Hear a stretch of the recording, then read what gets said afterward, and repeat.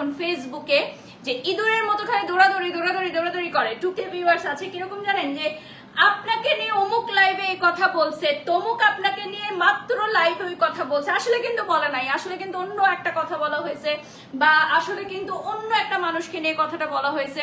তো এরা হচ্ছে ইঁদুরের মতো এই লাইভ থেকে ওই লাইভে দৌড়াদৌড়ি করে। তারা কিন্তু প্রত্যেকটা লাইভ দেখে। হ্যাঁ, এখন এই যে আমার লাইভ দেখতেছে, ইঁদুরের মতো দৌড় দিয়ে গিয়ে আরেকজনের লাইভে চলে যাবে, তারপর বলবে বারিশ আপু আপনাকে নিয়ে ওই কথাটা বলছে, অথচ আমি তাকে নিয়ে কিন্তু ওই কথাটা বলি নাই, আরেকজনকে নিয়ে বলছি। হ্যাঁ, আবার আমার লাইভে ইঁদুরের মতো দৌড় দিয়ে চলে আসবে যে আপু অমুক না আপনাকে নিয়ে ওই কথাটা বলছে। মানে এদের কাজই হচ্ছে দৌড়াদৌড়ি করা, সবার লাইভের মধ্যে গিয়ে আরেকজনের সাথে গিয়ে ঝগড়া লাগানো।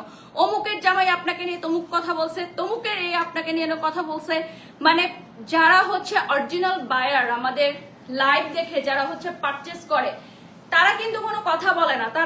এরকম একজনের কথা অন্যজনকে বলে। হ্যাঁ, এরকম পাবলিক হচ্ছে খুবই মানে কি বলবো, এরা হচ্ছে খুবই ডেঞ্জারাস। কেন? যারা হচ্ছে একজনের লাইভ থেকে কোনো কিছু একটা পিক করে না বুঝে না শুনে সেটা হচ্ছে আরেকজনের লাইভে গিয়ে বলে আসে। ঠিক আছে, তো এই ধরনের মানুষগুলো থেকে দূরে থাকতে হবে। যারা হচ্ছে সোশ্যাল মিডিয়াতে কোনো একটা ইস্যু নিয়ে তারা এই ধরনের কি বলবো, মানে আরো ঘোলাটে করা শুরু করে। একটা জিনিসকে নিয়ে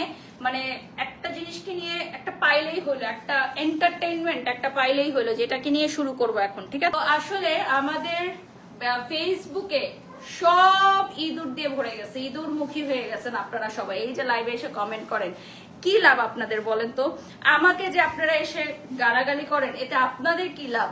আরেকজনের লাইভে গিয়ে আবার আপনারা যে গালাগালি করেন, এতে কি লাভ? বা ভালো কথা যারা বলেন তারা তো ঠিক আছে, একটা ভালো কথা বললে, একটা অ্যাপ্রিসিয়েট করলে, একটু উৎসাহিত হইলো, বাট এখানে কি লাভ বলেন তো? আমি তো একটার পর একটা লাইভ করে যাচ্ছি, একটার পর একটা কাজ করে যাচ্ছি, আমি আমার মতো করে যাচ্ছি। তো এখানে আপনাদের কি বেনিফিটসটা হচ্ছে আমাকে বলেন? এই যে আপনারা আপনাদের সময় নষ্ট করে আমাকে দেখতেছেন, আমার একটা কথা পিক করে আরেকজনের লাইভে দেখতেছেন, আরেকজনের একটা কথা পিক করে এসে আমার লাইভে এসে বলতেছেন, এটাই হচ্ছে আপনাদের ডেইলি রুটিন? এটাই কি আপনাদের ডেইলি রুটিন? তানু আফা লিখেছেন ওয়াটার ক্যাপশন, আপু আমি লাইফে আজকে এই জায়গায় আসছি এমনি আসি নাই। হ্যাঁ, এমনি মানে ভেসে আসি নাই। ঠিক আছে, সো ওই যে কেউ যদি মনে করে যে আমাকে দুটো কথা বললো, আমি দমে গেলাম, আমি সরে গেলাম, আমি চলে গেলাম, আমি হেরে গেলাম, ইটস ডেফিনেটলি রং কনসেপ্ট। আমার এই ক্যাপশনটা অনেকেই আবার লিখে লাইভ করতেছে, বিভিন্ন প্রমোশন করতেছে। হ্যাঁ, তো এটা কিন্তু অনেক ভালো যে যাদের ভিউ নাই, রিচ নাই, তারা এই কথাগুলোকে বলে লিখে বিভিন্ন তরুণ উদ্যোক্তারা বা বিভিন্ন ব্র্যান্ড প্রমোটাররা এই ক্যাপশনগুলো দিয়ে লাইভ আসতেছে। তার একটু ভিউ হচ্ছে, অল্প মানে 500-600 ভিউ হইতেছে, দ্যাটস এনাফ ফর দেম। ঠিক আছে, এটাই এনাফ। তো আলহামদুলিল্লাহ, আমি সবসময় বলি যে আল্লাহ যা করে ভালোর জন্য করে। একটা কথা আছে না, 5.1K ভিউয়ার্স আছেন, আল্লাহ যা করে ভালোর জন্য করে, এটা সব সময় আপনি মাথায় রাখবেন এবং বিশ্বাস রাখবেন। ঠিক আছে, আমার যখন একটা রিলেশন ভেঙে যায়, হ্যাঁ, এটা অনেক আগের কথা বলতেছি, আমি অনেক কষ্ট পাইছিলাম এবং সেটা ছিল আমার লাইফের মানে এখন পর্যন্ত, এটা অনেকেই জানে, আমি যেহেতু আমার লাইফ স্টোরি শেয়ার করছি, যে সবচেয়ে কষ্টকর মুহূর্ত ছিল। হ্যাঁ, এবং আমি সবচেয়ে বেশি ট্রমাটাইজ ছিলাম। মানে এখন পর্যন্ত আমার লাইফে যত কিছু হয়েছে, ওইটার চেয়ে বেশি কষ্ট আমাকে কেউ কখনো দিতে পারে নাই। 6500 টাকা অর্গানজা মাসলিন, হ্যাঁ, ওই ঘটনার চেয়ে বেশি কষ্ট এখন পর্যন্ত স্টিল রাইট নাও যে আমি দাঁড়ায় আছি, এর চেয়ে বেশি কষ্ট কেউ আমাকে দিতে পারে না, এবং ওই কষ্টটাকে কেউ কখনো বিট করতে পারবে না, আল্লাহ মাফ করুক, আমার মনে হয় না। তো ওই কষ্ট আমি পার করে আসছি এবং তখনও আমি এটাই চিন্তা করছি যে এই কথাটা যে মানুষ বলে যে আল্লাহ যা করে ভালোর জন্য করে, আমার কি ভালো হচ্ছে আমার। তো এখন যখন আমি আমার হাজবেন্ডকে পাইছি, 5.5K ভিউয়ার্স আছে, আমার একটা এজও মামুনি হয়েছে, মাশাআল্লাহ। আমি এত ভালো একটা জায়গায় আসছি আজকে আপনাদের দোয়ায়, আপনাদের ভালোবাসায়, সকল ব্র্যান্ড ওনার্সদের ভালোবাসায় আজকে আমি এত কষ্ট করে যখন এই জায়গাটা দাঁড়ায় এসে কথা বলছি, তখন আমার মনে হয়েছে যে না, আজ থেকে 10 বছর আগে, 15 বছর আগে যা হয়েছে, আল্লাহ যা করে ভালোর জন্যই করে। তো দেখেন, এইটা আজ হোক, কাল হোক, পরশু হোক, সবাই বুঝতে পারে। তো এই ট্রাস্টটা তো রাখতে হবে যে আল্লাহ যা করে ভালোর জন্য করে। আচ্ছা, আপনি ভুলে ওনার কোনো কথা রিপ্লাই করবেন না, উনি আপনাকে প্রভোক করে আপনার ক্লাসে নামাইতে চায়। না, আমি ওনাকে নিয়ে কোনো কথা বলতে আসি না এখানে, আমি আমার প্রিভিয়াস পাস্টের কথা বলতে আসতেছি।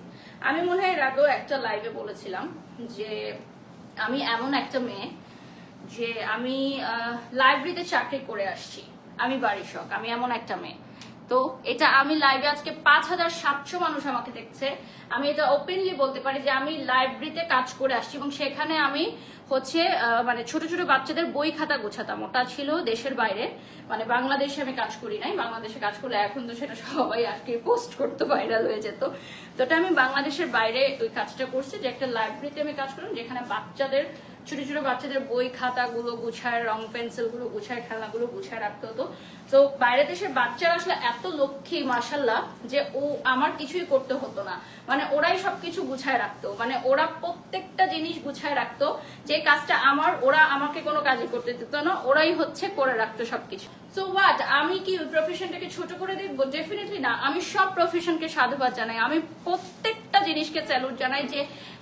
যে কোনো একটা মেয়ে বা ছেলে যে যে জায়গা থেকে কাজ করতেছে, প্রত্যেকটা মানে প্রফেশনকে আমি সাধুবাদ জানাই।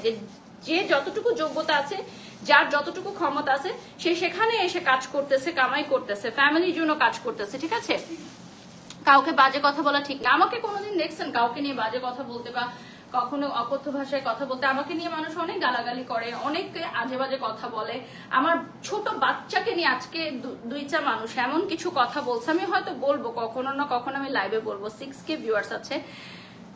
আমার বাচ্চাটাকে নিয়ে মানে দুটা কমেন্টস করছে, যেটা আমি ভুলতে পারবো না কখনো। আমি স্ক্রিনশট নিয়ে রাখি নাই, কারণ ওটা নেওয়ার মতও না স্ক্রিনশটটা, হ্যাঁ, বাট আমি কখনো না কখনো বলবো যে এই কমেন্টস গুলো আমি ফেস করছি।